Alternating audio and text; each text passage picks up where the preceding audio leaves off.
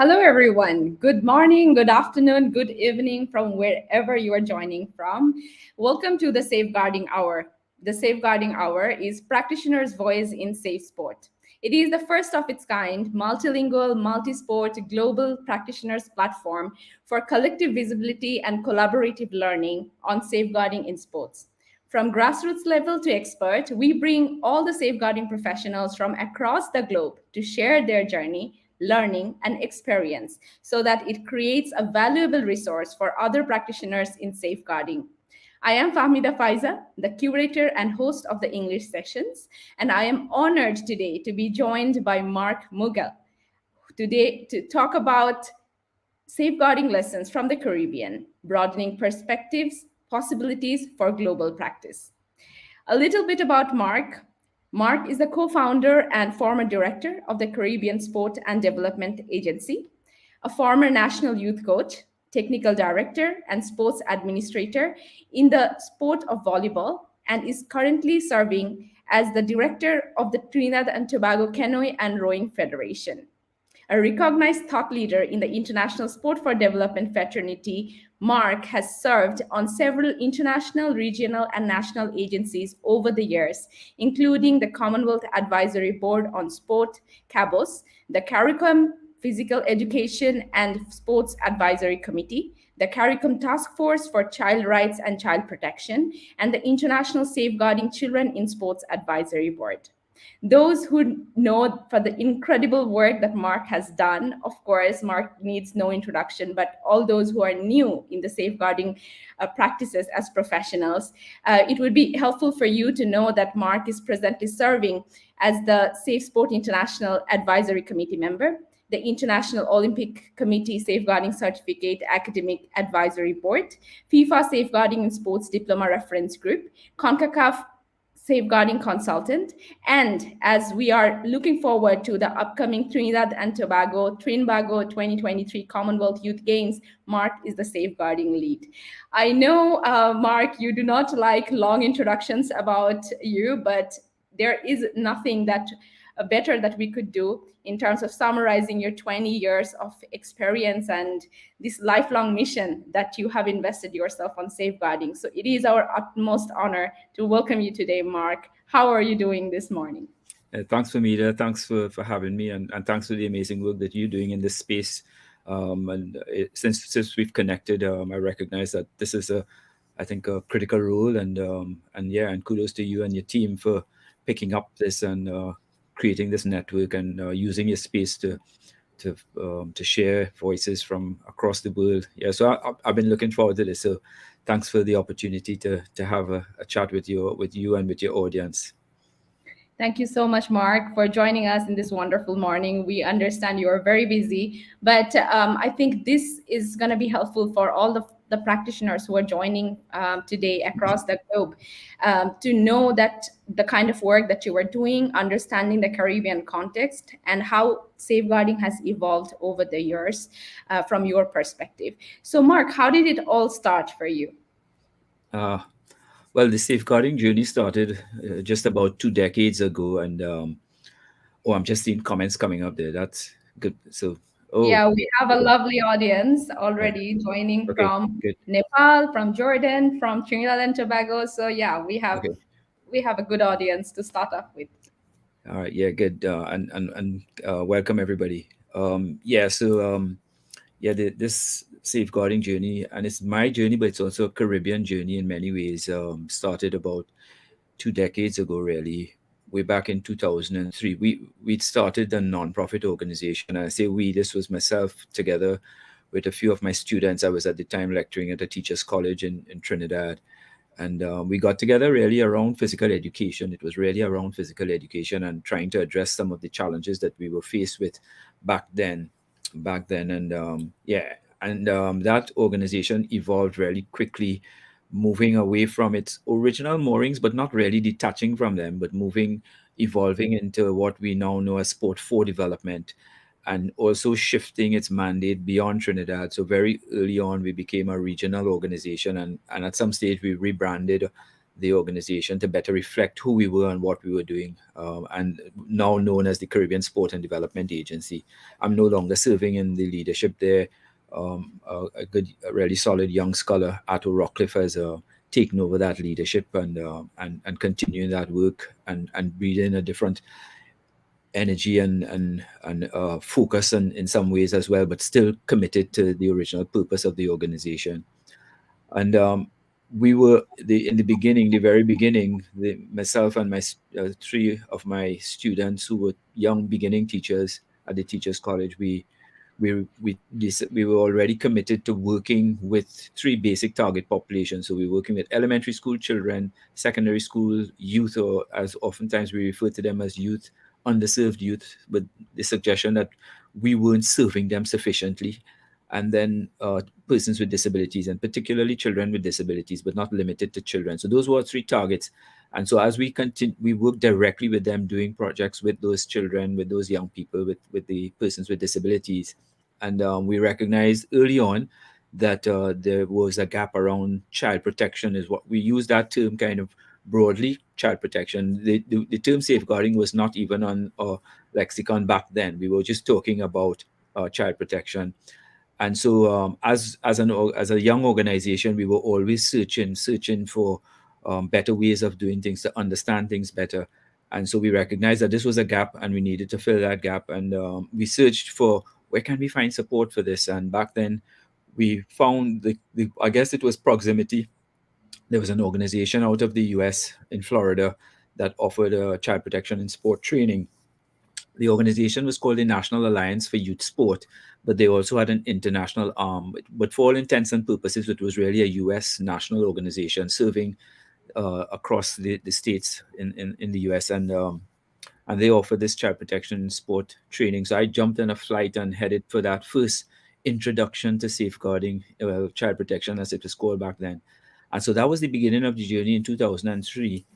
And well, I have a story to share, but it's a sad story and it could trigger. So just a heads up. If you think it's okay for me to share the story, it's a little bit explicit, but Yes, it's a story feel that free to warning to all yeah. of the audience, for to count on your discretion, because many of the things that we may share at this session may upset you. So just a trigger warning and caution Yeah. for everyone, and with full respect to the confidentiality and with full respect to the sensitivity around Mark. Please go ahead. Yeah, thanks, Amita. And the reason I'm sharing it is because I think it's a critical part of the journey of our Caribbean journey in some ways, because here I'm at my very first safeguarding in sport training. As I said, it was referred to back then as child protection in sport. Very, very first session, and facilitated by this US-based organization. And again, if this is uncomfortable for you, jump out of the conversation, seek support. Yeah, and hopefully come back to. So at the end of the session, they brought in a parent, a father of a young volleyball player, 16-year-old volleyball player who unfortunately took her own life. So she committed suicide, and she left a suicide note. So here is the father of this young girl talking to us as participants. And even as I talk to you now, it's poor raising for me, because it sends me back 20 years ago to that original workshop. And he's sharing a story of his daughter who had played volleyball for the high school and had often gone on road trips, and had gone on a road trip, and at the end of that she terminated her own life, but she left a note. She left a suicide note for her father, and in the note she disclosed that the reason that she had taken her life was because she was being abused by her coach, and it was difficult for her, um, and doubly difficult for her father, because it turns out that the coach also happened to be her dad's best friend. And so and so we listened to this man, this father of a daughter, sharing that story. And we read stories and we listen to stories, but when you're there in that space, it just moves you a particular way. And I think that story and that testimony from that parent moved me and remains with me till this day. And maybe in some ways, I think it's probably one of the things that is responsible for that lifelong commitment that you make. Like, okay, I have no choice now. I have to do this kind of thing. And so we got back home. I got back to Trinidad, and yeah, and essentially we decided, I shared those stories with my colleagues, and we made a commitment that safeguarding, and well, as we referred to it back then, child protection was not just something that was being done to support the projects that we were doing, but it became core. It became part of our core business, and we partnered with that US based organizations, that organization to continue to support our own safeguarding journey, and that had its pros and cons. They provided us with really good materials. In fact, and this 20 years ago, so just think about it, right? They did very sport specific safeguarding training. And so if we were doing a workshop for volleyball coaches, a child protection sport for volleyball coaches, they would send us video material, like, those VHS, for those of you who, I don't know if you even know what that is for half of you, but the ones that you stick into a video player and it shows up on a big screen. And in those days, the screen was a huge television with the huge humpback that we put at the front of the classroom, and the participants would listen to that video and that about child protection, and then we do some question and answer. So we'd facilitate the Q&A, and then we actually did some practical stuff as well. So that was really useful for us because, in the beginning of the journey without resources, now we had resources. The challenging part about it was that, well, the resources were very American. And so just picture this, an old American guy sitting on an armchair. That's how the video was done. It was a video of an old American guy sitting on an armchair speaking to our Caribbean coaches. And so there, and that the language and the image and the context, sometimes it disconnects, or it kind of yeah, it's not it's the best fit. And but then the additional challenge was that they had systems and structures in place. So it was like a three strike system, and at different levels, if there was a concern, it was addressed by a particular the agency, and then at another level, it goes to, if it continues, it goes to another level, and then they had, like, it was like literally their baseball analogy, so three strikes and you're out kind of thing. And they actually had a negative list that they would have for persons who were unfit to continue working and all of that. But they also had insurance coverage connected with that to protect both the agencies as well as the coaches. We didn't have any of those things, so we couldn't easily adopt what they were doing and just put it into our Caribbean context. And so we recognized that we had to start building our own model, and that's what we committed to doing. And so, yeah, we started to build our own model for safeguarding in the region, but we weren't on our own. It was, yeah, I say really authentically Caribbean, made in the Caribbean, but with really good support, and support from outstanding partners, really valued partners. The NSPCC, as most of you may know, that's the National Society for Protection of Cruelty Against Children. I think that's the correct terms for the NSPCC. They had their child protection and sport unit, headed by Ann Tivas, who most of us here would know. And Anne was really kind enough back then to afford us support through, we had facilitators from the NSPCC, from that child protection and sport unit, come down to Trinidad to facilitate training of our staff. And that gave us not just knowledge and education and understanding from what would have been like the lead agency that was doing that child protection and sport training back then, recognized globally as the lead organization. So it gave us that better understanding and education. So now we had a good handle on the content, but it also gave us legitimacy. And so, because we had to have the training, the credibility of being trained by NSPCC staff, and so it did both of those things, but it still allowed us not to, we weren't replicating that, but we were using that to guide what we were doing. And so we developed our own materials, our own curriculum, our own manuals and workbooks, and we were delivering training across the region, again with really good support, amazing support from the Aussies, the Australian Sports Commission, from UK Sport, from Commonwealth Games Canada, from UNICEF. Those were mainly resource partners. So they provided the resources for us to enable us to travel up and down the islands to deliver workshops, and usually connecting with a particular project or program. We had good support from the region as well, but not resource support. So CARICOM, that CARICOM is to the Caribbean what the EU is to Europe, and so CARICOM, this is the Caribbean Community of Governments. Their body, their secretariat, there was a lead senior person there, Dr. Morella Joseph, who's long retired, but she was a champion. And because she believed in us and what we were doing, she championed our cause at that level. And so she opened the doors to us, to the government agencies and to the intergovernmental decision making platform. She brought us to that table to share what we were doing, and then used our work to actively roll this out throughout the region. So now, instead of us sending out communication about the work that we were doing, it was actually coming from CARICOM on a CARICOM letterhead, inviting them to send representatives to participate, whether it's workshops, training, etc. So, and by extension, the directors of sport around the region, we started to develop a good relationship with them, and that enabled us to do the work. And yeah, so and that has continued, and so yeah, that's pretty much our journey from the very beginning, and with a commitment to continue to learn as well, and to share what we know, and to learn from everybody, from the practitioners on the ground and from the experts all over the world as well. This is so wonderful. I think, Mark, there is so much to learn. I think the biggest takeaway for me when we started our safeguarding journey in South Asia was the pretty much similar thing. We did not have the resources, and we had to look up to others who are ahead of us, who has done it, been there, to look into their policies, frameworks, training materials, and resources. I think a lot of that is helpful for the safeguarding community.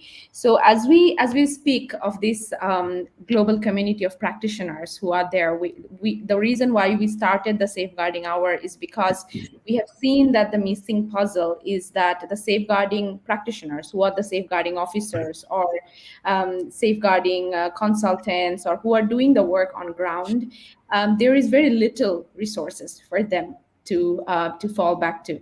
There are a lot of support that is needed, and this safeguarding our first 15 sessions, which is comprising of English, French, and Arabic, we are going to focus solely on the countries of Global South. And now, being both of us from the countries of Global South, I think it is important to highlight that the importance of the post-colonial sports context that leaves us with a lot of these areas of cooperation that is there to be explored, but also at the same time the contextual safeguarding that is needed.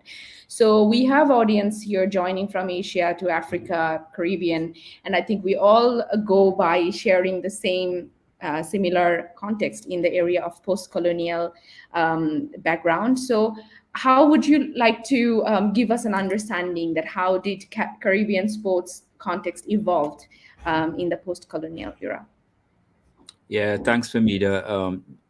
Just one thing to suggest before I jump into this, that I think one of the missing and important target populations for this conversation is the Latin American population. So they've not been included in the global conversation in as meaningful a way as we should have them included. And I've only been recently connecting with them and recognizing and appreciating the amazing work that some of them are doing. But it's not well known in the global community. As you know, a lot of what we do is driven by that global north, and good people too. But it's very Eurocentric, and so we need to also expand not just to Asia, Africa, and the Caribbean, but to that Latin American population where we have great work, and that we need to be learning from as well. Of course, there's a language barrier challenge as well. So something for you to consider for your safeguarding hour, to Yes, if for you can add Spanish, on that Spanish and for translation. as Yeah, well. Yes. yeah. So on that, this whole post-colonial Caribbean sport context is, I can't, and I'm not going to attempt to explain or colonial or post-colonial sport reality. I'm absolutely not qualified to do that. I'm not a historian, and I don't have that really in-depth academic appreciation of it. And so what I'm sharing with you today is really simply me thinking about these ideas and really reflecting on my own personal experience and experiences, listening to others, including those that share opposing sometimes even just confusing views, well, confusing to me. But this is really a reflection with a commitment to think and to think deeply, in search of understanding. I sometimes feel like I'm a child. I'm just this curious cat trying to understand things and asking questions, asking myself those questions. So I want you to appreciate that this is not so much me helping you to understand, but rather me engaging you in my personal journey of seeking to understand. And so kind of like welcome inside my crazy mind, if you wish, right? Um, so yeah, I want to be clear about that, and it's really the truth that there's still things that I'm trying to understand better. And so in my journey, I've come to recognize that we cannot detach ourselves from that colonial history, that colonial past. That that history has, and I believe continues to influence our lives, both in a very conscious way, but also subconsciously, because we've moved on from that in many ways, and we did not live the active colonial life. But that would have been our ancestors, and but it still continues to influence us, influence our lives, influence our society, and obviously influence our sport ecosystem in the Caribbean. And I guess the understanding that I'm seeking is really for us and for me to appreciate, determine if that influence was or is good, is it bad, is it ugly? Did that influence or is that influence keeping us back? Is it holding us back from realizing our full potential as Caribbean people? Or is it stimulating us, inspiring us to maybe to reach the higher goals? And then the dilemma starts as well. What higher goals, and who is setting these goals that we aspire to? And yeah, questions like that. Is it denying us opportunities? Did it deny us opportunities? Is it still denying us opportunities? Is that self-denial? Or is that relationship with those, well, colonizers, if you wish, is that relationship facilitating new opportunities, new possibilities? So the question in your mind, are we still powerless? Um, are we worthless? I'll share. This is it's kind of superficial story, but it's just to make a point. When around 2003 or thereabouts, I took on a role on behalf of the Australian Sports Commission to manage their projects in the Caribbean. And this was at a time when we had a significant amount of commitment, mainly from excuse me, mainly from the Australians, but also from UK Sport and from Canada, as part of a kind of seemed to be a kind of Commonwealth commitment to using sport as a tool for development in the region. And so they were actively involved in different ways. So I was, after some years of a good Aussie colleague, Judy Myers, and a good friend who managed those programs in the Caribbean on behalf of the Aussies. She'd moved back to Australia, and I was offered a role to do that. I was really an interested in so many different ways, because now I was traveling up and down the Caribbean, but I was wearing an Australian Sports Commission kit, so I had the Aussie Sports Commission logo on my shirts and so on. And that had the first time around, it was kind of confusing, because I sat in the very first meeting of regional directors of sport from across the region, and they looked me up and down, and they were saying, like, in their minds, I could just feel the coldness and the judgment of, who is this little brown boy from Trinidad that's taking on this Aussie Sports Commission role? I wasn't the white savior from Australia that they had become accustomed to. It was really interesting, but that wore off after a while. But the Aussie Sports Commission logo remained. And every time I walked into an office, whether it was a minister of sport or a director of sport, that they didn't see me. They started to just see the Aussie Sports Commission, and they always asked, "Mark, can you get a netball coach from Australia for us? Mark, can you get us a batting coach for our cricket team from Australia? Can you get the Australians to build us an institute of sport?" so they were always asking as if Australia and the Australian Sports Commission, and of course they are, and they have always been recognized as one of the top sporting institutions, if you wish, particularly around high performance sport. And so it was always us asking the Great Australian Sports Commission for help, because Mm. we couldn't do it ourselves, and my mission and I really am, and I continue to commit to this mission to help my Caribbean people to recognize their worth, that we have capacity, we have capacity in the region, we have intelligence, and yes, it's okay for us to collaborate with and to access support from external sources, but we need to commit to accessing our own wisdom and our own intelligence and our own capacity as well. So Agreed. that's I would say nothing less than that, because um, and that leads to the previous point that you have made, that the contextual safeguarding, contextualizing the safeguarding standards and narratives that comes from the countries of global north. yeah, How do we actually create that standard and contextualize that in our regional perspective or in our country level perspective? Because I previously used to manage 7 countries in South Asia, and when I saw the countries even in South Asia, the cultures are similar but the realities are very different.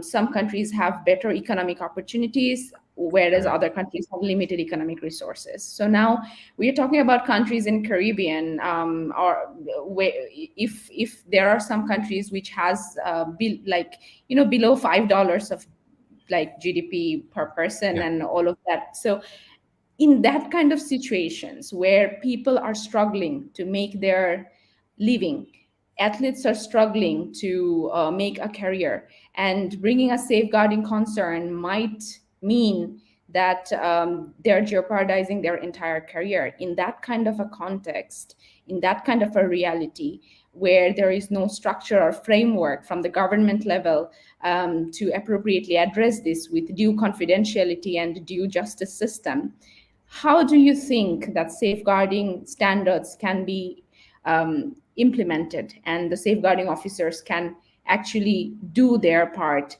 making sure that there is a standard of best practice that is ensured? Yeah, I think, well, as a starting point, regardless of our reality and our own individual collective wisdom as a region, yes, we need to recognize that, but that doesn't mean that we have to deny the value of other individuals and other agencies from the global north. And it's one of the dilemmas that we often face, because we become so invested in our local capacity that now we start to frown on the global north support.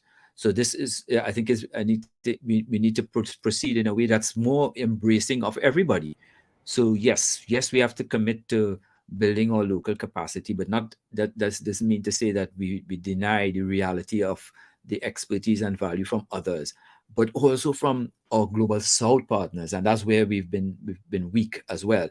We quick to tap into the support from the global north partners, the expertise and the intelligence and the knowledge and so on from the global north, but not from our global south partners. And I think we need to do, and there's a trend, but it's not strong enough as yet. And I think that's something that we have to build on.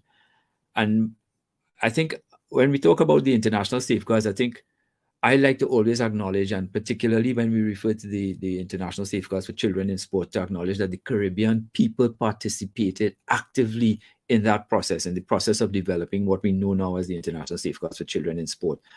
Um, and that was meaningful. That was not superficial. That was bringing together groups of people at a regional level, sometimes in country, sometimes different target groups. So young people, coaches, administrators, government officials, national and regional governing bodies for sport at different times. And we were convening around those international safeguards, and we were feeding that information back up into what we referred to back then as international learning sets. The language confused me, but it was just like working groups and sub-working groups, and then that fed into another level, and then it trickled back down, and then we engaged researchers. So that was one of the projects that I'll have to say I think would be considered truly global, and that we participated in a way so that we can't start back and say, well, that's not ours. It is truly ours. And we also had a seat at the table from the very beginning of that journey, and still do so. And I mean, in a decision making role. So, and again, I think I need to acknowledge and Tivas, who I mentioned earlier, from the NSPCC back then. And but the other person is Liz Twyford, who was driving this project as well, from UNICEF UK. And but in a way, even though they are the representation of the British Empire, I think Anne actually has one of those recognized titles from the British Empire. And I don't remember exactly what it is, but they kind of represent that British Empire, that colonial master, if you wish. But they absolutely are the exception. They are the exception in the sense that they not only welcome me and welcome the Caribbean to the table, and this is not just to participate, to be at the leadership level, but they valued what we were doing. They valued me as an individual, and they valued what we were bringing to the table, and that's really different. But anyways, just to say that I think that the international safeguards, even though they were, yes, led by UK-based organization and activity, they were really global. And I think we have a strong alignment of those international safeguards with our Caribbean reality because we participated. So I think the question is, where's the disconnect? And you mentioned this, for me, that disconnect. One of them is that we look at this safeguarding space and having to meet these safeguarding standards as a resource issue. And for me, that's part of that colonial legacy too, that post-colonial legacy, that we look at things as resource issues, so that we say, the reason the roads aren't fixed and we have potholes is because, well, we don't have the funds for it. Or the reason that the hospitals are not functioning well, we don't have the resources. We challenge, we do, we are a developing country. The reason that organizations are not functioning efficiently, always we seem to go to that default position that, well, we don't have the resources. And so is that really the issue? Of course it is part of the issue, but my mission is to for us to challenge that and to say, well, but wait, there are some things that we're doing well.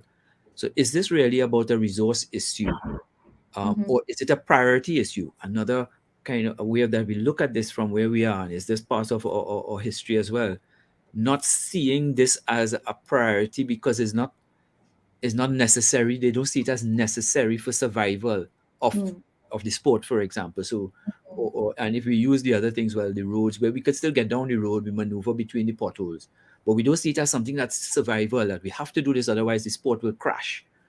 Mm. And it may, but we don't see it like that. And because it's not seen as necessary as survival, it's not on the priority list. Look, we have the stadium, we have the people that could run, and we have coaches. We're good to go.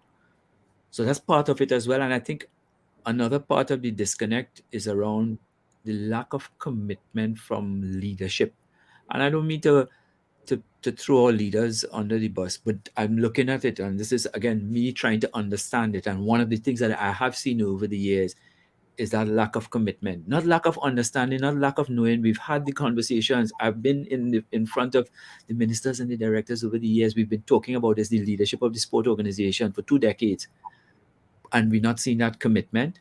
So why aren't we seeing that commitment? Why isn't leadership, those who have the authority, because the grassroots is talking about it and doing as much as they can. There's a lot of grassroots movement around safeguarding, but we're not Mhm. seeing as much, and we haven't seen as much. But that is changing, and I'll come to that.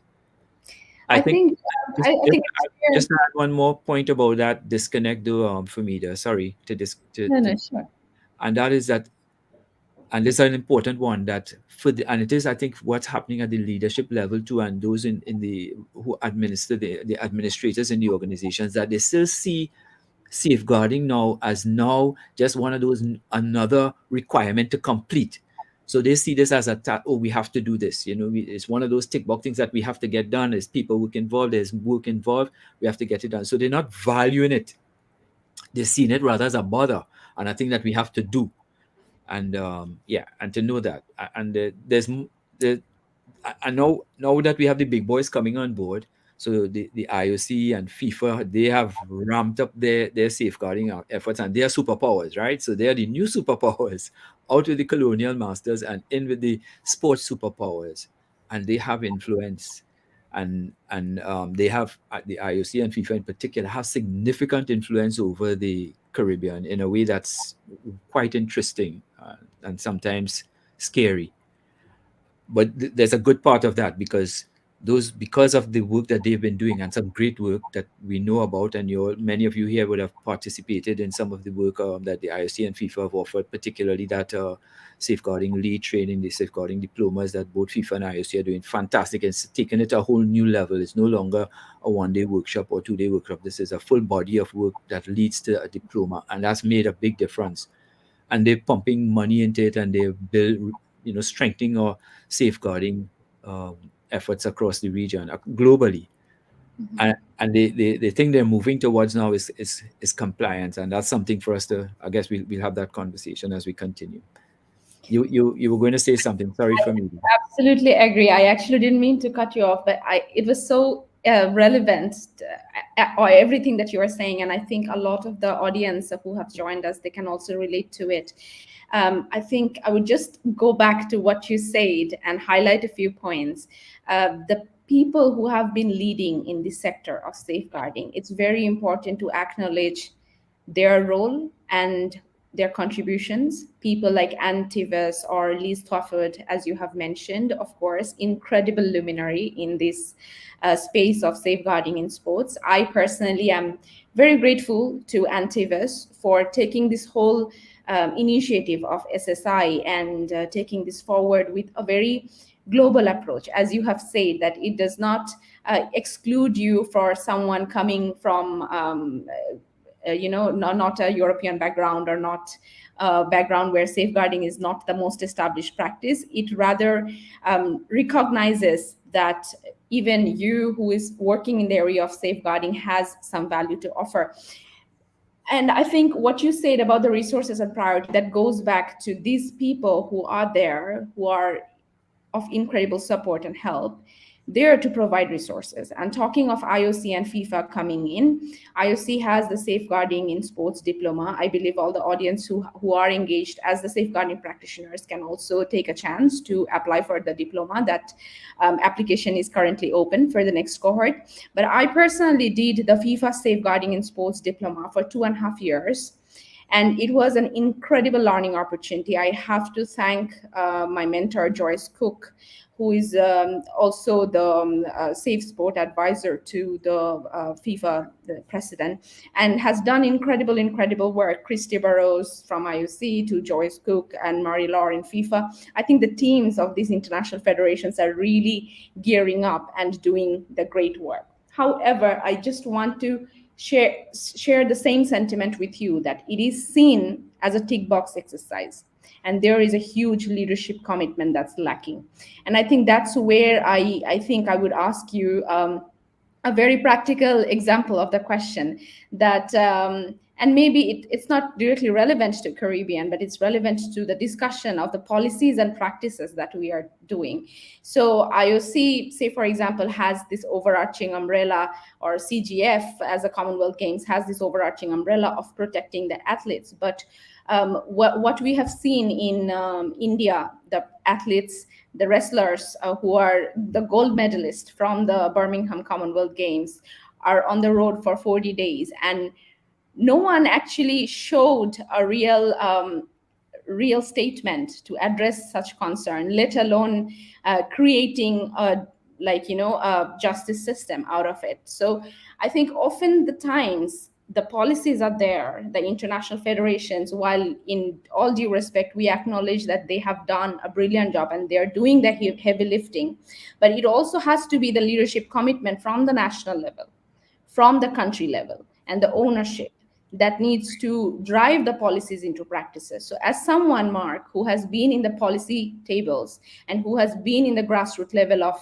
the activism, how do you see this translating, and what are the challenges you see in terms of establishing the Caribbean context? Yeah, I think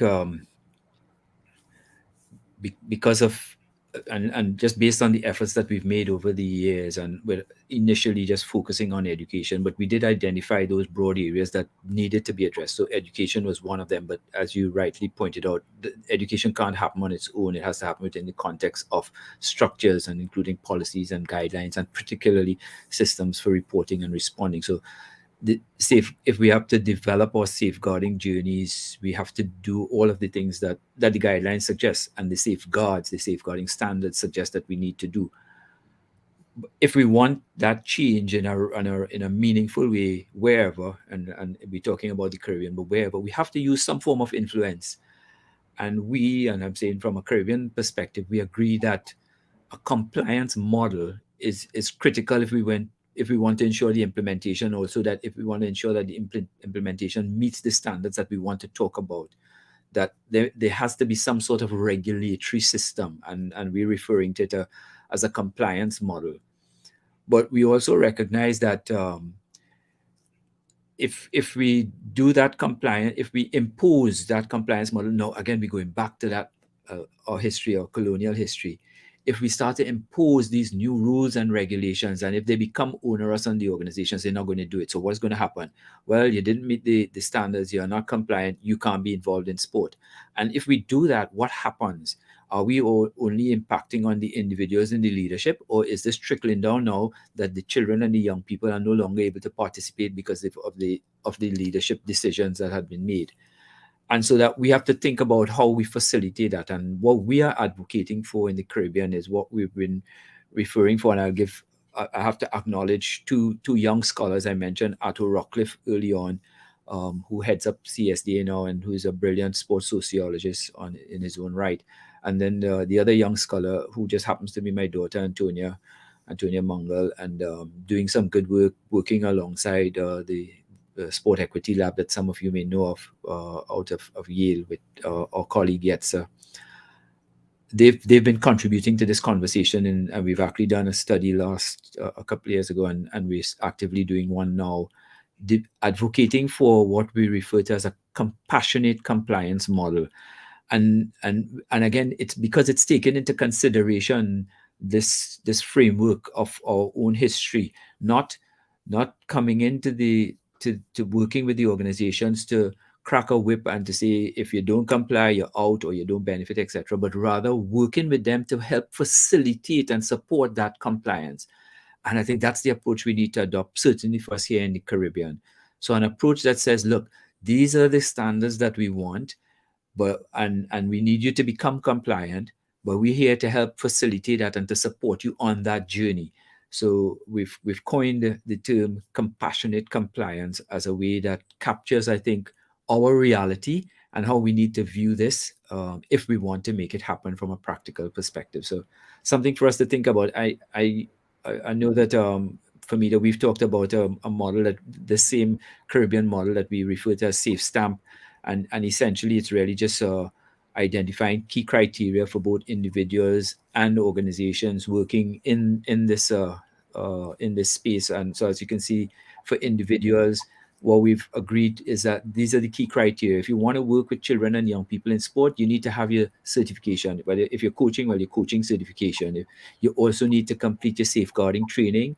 We need to ensure that you've done your background checks, and that's like the police record of good character. And you need to sign that self-declaration, that declaring that you commit to this code of conduct. And when you do that in this model, then you're on the database of individuals. You are stamped, like we give you the stamp of approval to work in that space. And then we have this should be this, and then we have similarly the criteria for organizations. If you are to be compliant, it means that you have to have your policy. And again, our commitment is to work with you to help you develop that policy, that you have to have your code of conduct, and everybody working in the organization should sign that, should do the self-declaration. That you have to identify someone in the organization who's leading on your safeguarding. Who is your designated safeguarding lead? And again, that we provide the opportunity for that designated safeguarding lead to be trained. And on all of your staff to at least do that basic safeguarding training, that you also commit to having a system for reporting and responding. If you have these things in place, again, you have the stamp of approval, and we say that you are you've met the compliance criteria for working with children and young people in sport. So it's just, I think, and this is a model just by the way that we developed way back in 20, well, we started working on in earnest many years ago, but formally launched in 2014. That's almost 10 years ago. When we did it, we had a website with a database so that you could actually search if you're looking for a coach who met the criteria in a particular country. All of those coaches for that particular sport will come up, so you could choose. But you could also check. So if you came to me as a coach and said, and I said, well, okay, let me just check, and I said, punch in Mark Mungal, and I said, well, you don't come up on the Safe Stamp database. Well, I'm sorry. So that, so it had that potential. Unfortunately, resource challenges, Yeah. and we haven't been I able was, to I was just continue. about to ask that who actually started this safe stamp process, Yeah. because this could be such a useful model for countries to use where the country level database is not there. Like in UK, they have disclosure and barring services to do the national level from the state to do the referral checks and everything. But in many of the countries in Asia, Africa, Latin America, Caribbean, we don't have that. So this safe stamp model seems to be an effective tool to use for, of course, the individual and the organizations. But how did you create it? How did this come into practice? And how did you influence the organizations to incorporate this in their model? So this was us as an organization suggesting that if we have to do this based on our resource challenges, that we had to do this at a regional level if we wanted to do it well. And so we pitched this to all our partners in the region, our CARICOM partners, and everybody pretty much agreed. The challenge is that for us to do it, we needed dedicated staff. We did find enough funding to develop the website. Unfortunately, we couldn't continue after a few years, running out of funding. And again, priorities changing and shifting, and not safeguarding losing its priority, but other dimensions of safeguarding, that because we were still focusing on the safeguarding. But I think we've picked this back up now over the last couple of years, and I think because we're hosting the Commonwealth Youth Games, we now have another level of influence. Because for us to make this happen, we need to find the influencers, if you wish, that can help generate the kind of support that we need for it. And I think the Commonwealth Games, the youth games that we're having in Trinidad, is providing that platform. And so we've recommitted to this compliance model, and we've had conversations at a regional level. We're engaging with UNESCO and UNICEF and Commonwealth Secretariat and others. And hopefully, after the games, we'll pick this up as a 3-year plan, and I guess we'll have some time to share more about that when we connect in London later this year for media. But there is a commitment for us to continue this journey, and to bring the safeguarding compliance model back to the table. I think talking of that, Mark, it's very important to mention that this is the seventh Commonwealth Youth Games happening. Yeah. And for the first time ever, the Youth Games is incorporating safeguarding policies as a practice. And this is groundbreaking. This is happening for the first time. This is historic for Trinidad and Tobago to champion this as well. So someone who is working at the forefront of this and providing a lot of trainings to all these affiliated personnel at this moment, Mark, how do you see the Tobago safeguarding structure coming up, and what are the challenges, what are the opportunities, what are the legacy and takeaway from here? Yeah, I think we've made some good but just to say on the onset that, I mean, Commonwealth Games in particular, they have done some of this in the past, but I think we're just taking it to a different level. So at the Bahamas, they established a policy, and certainly for Birmingham Games, there were systems in place. I think what we've done this time around is built on that, learning from the challenges there, and the commitment was to build a model that could be replicated for other major games, particularly for youth sport major games. And so that's been the commitment. And we have been working with a strong team locally. Some of them are part of this conversation. Norris and Jeffrey are part of that team, and others. I can't see who the participants are, but so we do have a strong. We do have a strong commitment from our local leadership team, all volunteers who are supporting this. What we've done as well is bring in some of the government agencies, and they've been very supportive. So agencies like Children's Authority, agencies like the Social Services, National Family Services. And so they're part of that team and informing everything that we need to put in place for the games. And so that's the commitment. So we've developed a draft policy. We have an operations manual that captures all of the details of what to do when concerns come to you, etc. And all of the protocols for everything from those safeguarding concerns right down to missing persons, etc. And we're collaborating with the local law enforcement agencies as well. So that's we've been building that, and alongside putting those structures in place, we've been spending a lot of time on strengthening capacity of the individuals at different levels. So we've been running workshops across the CGF in particular for CGAs across their membership, some introductory things, and we've been tapping into the support and expertise of others, including Marcella, who I think may be on as well, and Kat Craig and others, to help strengthen that safeguarding capacity to be able to have a successful games. And it's not just for the games, it's for generally within the CGF membership. But we do have some things that are specific to the games. As you know, I'm running off here to go and do supportive volunteer orientation for some of the volunteers who've come on for the games.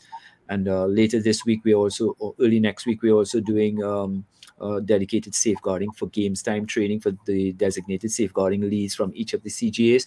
And we've put some of those things in place. So now, for example, every CGA participating, every delegation has to have a designated safeguarding lead as part of the entourage. That's kind of new. So it's a commitment from them. And they all have to participate in the safeguarding lead training. All of the chefs have to complete safeguarding lead training as well. So I think we've invested in some structure, some capacity building, and some good policies and guidelines that, as I said, we hope will become a legacy and a model for future games. That's definitely some great improvements to hear, Mark. We are very much looking forward to see that where does this shape the youth space of the Commonwealth Games. And of course, Birmingham Games started the journey, and it was further adopted by the Commonwealth Sports Ministers meeting, and the CABOS, which you have been part of, has done an excellent job in putting forward the position of trust document model legislation. And Liz and the team at UNICEF UK have provided brilliant support along with the Commonwealth Secretariat and the SDP team alongside working with it. So I'm just being mindful of the time. And at this point, I just wanted to ask if you had to share maybe 3 learnings that the safeguarding practitioners from all over the world can take from the Caribbean process. As someone who has done all of these process and has been through all of those ups and downs, what are the key 3 takeaways you would give to the global practitioners from the safeguarding context of Caribbean? Well, I'd say regardless of your history, so we have different realities, but regardless of your history, to recognize that you have value, and that the world stands to benefit when you bring that value out, when you create new knowledge. um, I think that can only happen if you commit to shifting your paradigm from not feeling worthy to not just being worthy, but to moving beyond worthy to being a meaningful contributor. So adding your value, you're adding your new knowledge to the global discourse. And maybe the probably really important one for us in this context is to recognize that the global safeguarding frameworks, the global safeguarding references that we've been using over the years are useful references, but I think, and we need to embrace them and acknowledge them. But I think from a Caribbean perspective, that I'd suggest that we need to be open to understanding and examining and exploring safeguarding from different frameworks, from different lenses, but that we do that without ever compromising on the global principles. And so I leave you with that as a position that I think that if we embrace our own history of post-colonialism, and appreciate that, regardless of that history, that we all have value, that we acknowledge that value, and that doesn't happen automatically. It requires that deep thinking, but also it requires that you recognize the value, that we can be able to share that value and add that value to the global discourse, and to be open, and invite the global community to be more open to looking at everything that we do in safeguarding from different lenses. No, and from and particularly the lenses of the post-colonial framework.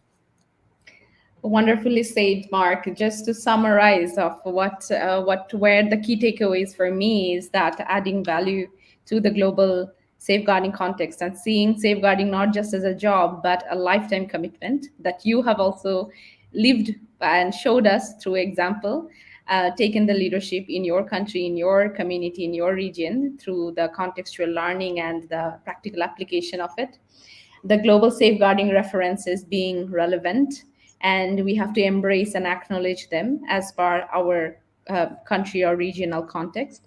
And lastly, seeing things from a different lens. I think it's so important that there is so much of resistance in the area of working of safeguarding. I think it's fair to say that the job of a safeguarding officer or a safeguarding practitioner is that of a whistleblower, and nobody likes a whistleblower. And in the area of power dynamics, where you have to often call out the people in the position of power, at times the highest position of power, it is difficult, it is challenging.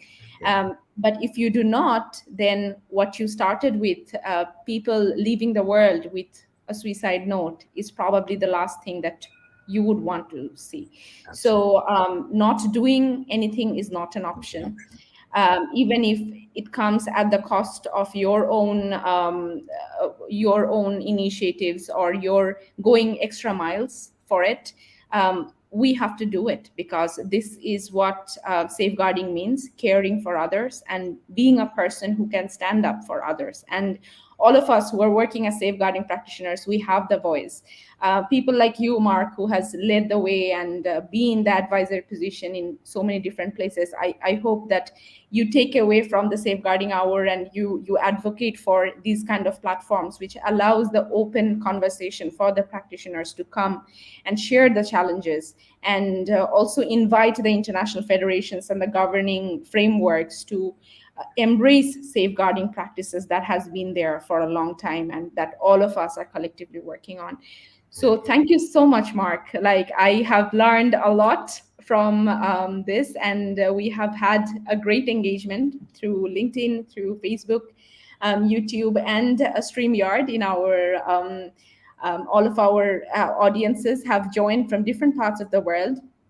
I would lastly like to share, our colleague from Mali has shared that it's not easy to do the work of safeguarding. Any last word, Mark? Because I Yeah. think it's relevant to highlight how Mali, as one country, has shaken the entire system of FIBA and Yeah. has come up with the first ever FIBA commitment towards safeguarding through this. So I think how we started the narrative that I think post-colonial context is not leaving us behind. We are now stepping up and we are taking the leadership. Any thoughts on that, Mark? Yeah, and congrats to Mali. I think and we talked about this really early on as well, that this sometimes this work can consume you. We are all here soldiers in this army to try to facilitate change, and but if we have to do that well, we also have to take care of ourselves. And for me, that you reminded me that before we came on live, about when we were having that conversation, the importance of us working as a community of practice, all of us, and supporting each other, and being recognizing as well when you need that support. So sometimes we feel, well, because we're serving in the leadership roles and we're doing all of this, that people depend on us, but we also need that support. And so I think, if anything, I'd suggest that to remember that when you're struggling, especially in those difficult scenarios, that you're not on your own, you're not alone, and reach out to members of the community, reach out for support, to help you on your journey, and and be ensure that you do take care of yourselves as well along that journey. For me, thanks so much for having me on this on your podcast. Really a pleasure to be here. I really appreciate the opportunity to share my crazy thoughts. It is our humbling honor and our greatest pleasure, Mark, to have you. And we also have a fantastic set of audience, especially we would like to thank Norris, who has joined from All right. Trinidad and Tobago and also part of your Okay. team. And we have had engagements from Tanzania, Kenya, Jordan, Trinidad and Tobago, Somalia, Nepal.